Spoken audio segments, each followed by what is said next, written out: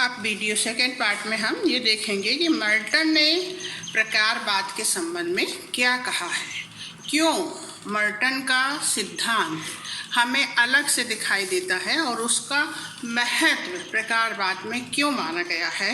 ये बात यहाँ पर ध्यान देने योग्य है। इसके पहले वाले वीडियो में मैंने आप लोगों को बता दिया है कि प्रकारवाद क्या है, कि सामाजिक संरचना को बनाए रखने में प्रकार किस प्रकार से कार्य करता है। और विभिन्न मानव शास्त्रियों ने, समाज शास्त्रियों में मुख्य रूप से, जैसा अपन ने देखा, मैनुअल्स्की, ब्राउन, दुखिम, पार्सन, इन सब ने प्रकारवाद के संबंध में अपने विचार प्रस्तुत किए हैं।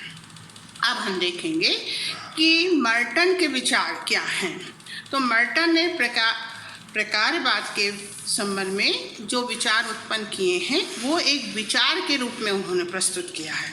प्रकार का अर्थ समाजशास्त्री रूप से यदि देखा जाए तो हम कह सकते हैं कि संपूर्ण सामाजिक व्यवस्था को क्रियाशीलात्मक संतुलन के रूप में बनाता है। क्रियात्मक संतुलन का अर्थ यहाँ पर ये है कि प्रकारवाद के जो परंपरावादी समाजशास्त्री हैं उनका मत है कि प्रकार ही सामाजिक संरचना को क्या करता है, एक संतुलन बनाए रखता है, जिससे कि सामाजिक संरचना व्यवस्थित रूप से क्या करती है, काम करती है और उसमें संगठन बना रहता है। परंतु हम देखते हैं कि जो मर्टन का विचार है उसका विचार इन परंपरावादियों विचारकों से हमें भिन्न दिखाई देता है।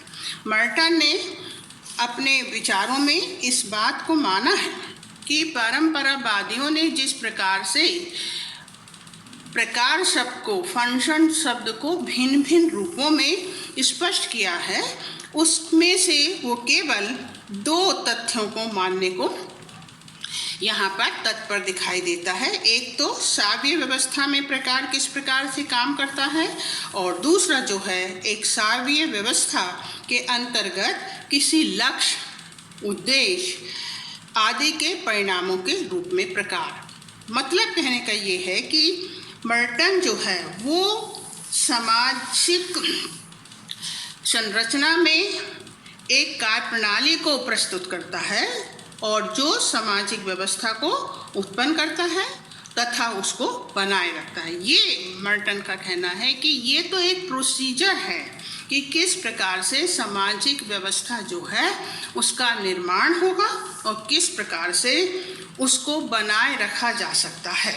अर्थात सामाजिक संस्थाएं और संस्कृति, रीति रिवाज, आदर्श, मूल सामाजिक व्यवस्था में अपना अपना योगदान देते हैं और इस योगदान को प्रकार के नाम से संबोधित किया जाता है कि ये जितनी संस्थाएं हैं, ये संस्थाएं अपने अपने स्थान पर रहते हुए अपने अपने रोल को, जो उनके कार्य है, उनको पूरा करती हैं और इससे सामाजिक और सांस्कृतिक व्यवस्था जो है गतिशील होती है और इसी को हम प्रकार के नाम से संबोधित करते हैं, जिससे सामाजिक व्यवस्था में एकता तथा संगठन को बनाए रखने के लिए जिन संबंधों की आवश्यकता होती है उसका निर्माण होता है। मर्टन ने पूर्वकालीन विचारकों के इस सिद्धांत को मानने से इनकार करते हुए लिखा है कि सामाजिक संरचना में यदि विभिन्न अंग कार्य करना बंद कर देंगे तो सामाजिक संरचना का अस्तित्व को खतरा उत्पन्न हो जाएगा। ऐसा मानना है परंपरावादियों का, दुखिम का।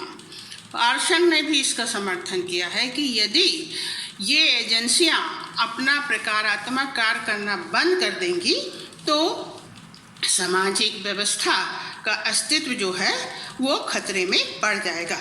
किंतु मर्टन कहते हैं ऐसा नहीं है कि समस्त सामाजिक इकाइयां केवल प्रकारात्मक कार्य ही करती हैं और इनके द्वारा ही सामाजिक व्यवस्था जो है वो गतिशील होती है, उसमें संगठन बना रहता है, उसमें एकता निर्मित होती है। वो कहता है, कौन कहता है? मर्टन यहाँ पर कहता है कि इसके विपरीत भी कुछ इकाइयाँ जो हैं वो क्या करती हैं, इस प्रकार का कार्य करती हैं जिससे कि सामाजिक व्यवस्था में संगठन की जगह विघटन को योगदान मिलता है। इसलिए ये कहना कि प्रत्येक इकाई जो है समाज को निर्माण करने में केवल प्रक्रियात्मक रूप से संगठनात्मक व्यवस्था को बनाए रखते हैं, वो कहता है ऐसा नहीं है। कुछ प्रकार ऐसे भी हैं इन एजेंसियों के द्वारा जो कि सामाजिक संगठन में योगदान की जगह विघटन को योगदान देते हैं।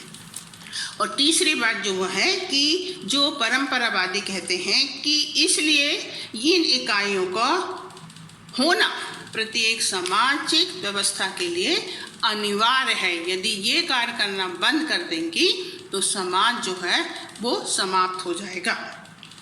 तो मर्टन जो है इन परंपरावादी विचारकों के सिद्धांतों को आंख मूंदकर स्वीकार करने के लिए तैयार नहीं है और उन्होंने अपने विचार स्पष्ट किए हैं। उन्होंने ये भी कहा है कि इनके जो प्रकारात्मकवादियों के जो विचार हैं वो आंशिक रूप में स्वीकार किए जा सकते हैं, किंतु इसके साथ साथ इनमें संशोधन की आवश्यकता है। मर्टन ने अपने विचार इस प्रकार से प्रस्तुत किए कि प्रक्रियात्मक एकता वास्तव में प्रयोग सिद्ध है। दूसरा, ऐसा भी हो सकता है जो प्रकार एक समूह के लिए सकारात्मक हो तो दूसरे समूह के लिए नकारात्मक हो। इसलिए यह मान्यता में भी संशोधन होना चाहिए। यदि ये मर्टन कहता है कि मान लिया जाए कि प्रकार ये एजेंसियां जो हैं सामाजिक संगठन को एकता स्थापित करती हैं, वो कहता है ऐसा नहीं माना जा सकता है। ये सार्वभौमिक नहीं है कि बताएं प्रत्येक इकाई अपना काम केवल संगठन को, सामाजिक संरचना को बनाए रखने के लिए करती है और जो प्रथाएं या जो एजेंसियां एक समूह के लिए हो सकता है आवश्यक हो, वही संस्थाएं या वही एजेंसियां दूसरे समूह के लिए किसी भी प्रकार से संगठन के लिए योगदान नहीं दे सकती हैं। उदाहरण के लिए यदि हम देखते हैं तो विदेश में जो पश्चिमी देश हैं वहाँ का जो पर्यावरण है, उस पर्यावरण में व्यक्ति को जीवित रहने के लिए अपने को अधिक से अधिक गर्म वस्तुओं का सेवन करना पड़ता है। इसलिए वो मांस मदिरा का सेवन करते हैं ताकि वो जीवित रह सके। किंतु जब हम भारतीय समाज में देखते हैं तो यहाँ पर हम देख पाते हैं कि यहाँ का जो पर्यावरण है उसमें यदि इन चीज़ों का उपयोग नहीं किया जाए, सेवन नहीं किया जाए, तो उसमें किसी प्रकार के जीवित रहने या किसी प्रकार से जीवन के लिए ये अनिवार्य नहीं है। इसलिए कई समूह इनको पूरी तौर से इनको स्वीकार नहीं करते हैं बल्कि इनका बहिष्कार करते हैं। तीसरी बात जो है, प्रक्रियात्मक रूप से इकाइयाँ अपरिहार्य हैं। ये कहना परंपरावादियों का कि ये इकाइयाँ समाज के लिए अनिवार्य हैं, तो मर्टन कहता है इस मान्यता में भी संशोधन होना चाहिए, क्योंकि एक इकाई से अधिक से अधिक कार्य कर सकती है, उसके कई विकल्प हो सकते हैं, ये मर्टन मानता है। जैसा कि हम देखते हैं कि आज वर्तमान में यदि हम मान लें कि शिक्षण संस्थाओं का जो निर्माण हुआ, जन्म हुआ, उसका उद्देश्य था कि वहाँ पर विद्यार्थियों को शिक्षा दी जाएगी, उनको अपने जीवन यापन करने के लिए तैयार किया जाएगा। किंतु आज वर्तमान में हम देखते हैं कि शिक्षण संस्थाओं के लिए ये कोई आवश्यक नहीं हो गया है। अभी जबकि कोरोना महामारी से समाज जूझ रहे थे तो उस समय शिक्षा के लिए जो विकल्प ढूंढा गया वो था कि कॉलेज ना जाकर विद्यार्थी अपने घर में ऑनलाइन शिक्षा ले सकते हैं और उनको शासन के द्वारा मान्यता प्राप्त होगी। इसी तरह से हम देखते हैं कि आज वर्तमान में बड़ी बड़ी कंपनियों में जो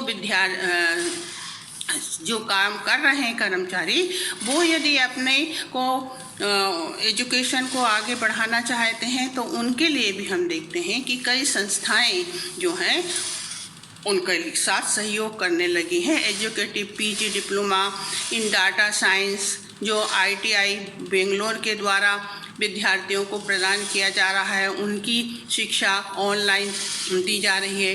इसी तरह से इग्नू में हम देखते हैं कि इग्नू में डिस्टेंस लर्निंग एजुकेशन के द्वारा जो नहीं पढ़ सकते हैं वो विद्यार्थी MBA कर सकते हैं और दूसरी जो डिग्रियां हैं वो प्राप्त कर सकते हैं। तो इस प्रकार से ये कहना कि ये जो संस्थाएं हैं, ये संस्थाएं अनिवार्य हैं, यदि ये काम करना बंद कर दें तो सामाजिक व्यवस्था जो होगी वो विघटन की ओर अग्रसर होगी। तो मर्टन कहता है कि ये कहना पूरी तरह से सही नहीं है। इस मत में संशोधन होना चाहिए कि प्रक्रियात्मक विश्लेषण को ही यदि हम आदर्शात्मक मान लें तो ये सही नहीं है। तो मर्टन ने प्रक्रियात्मक विश्लेषण के संदर्भ में अपनी 4 अवधारणाओं की व्याख्या की है। पहला वो कहता है प्रकार, और दूसरा जो है वो है अप्रकार, तीसरा जो है प्रगटकार और चौथा जो है अंतर्हितकार। मीन्स मर्टन कहता है कि यदि हम देखें तो प्रकार जो है वे कार्य है समाज के संगठन को बनाए रखने के लिए, जो कि सामाजिक व्यवस्था को क्या करते हैं, संगठित करते हैं, उसमें संरचना को बनाए रखने में अपना योगदान देते हैं।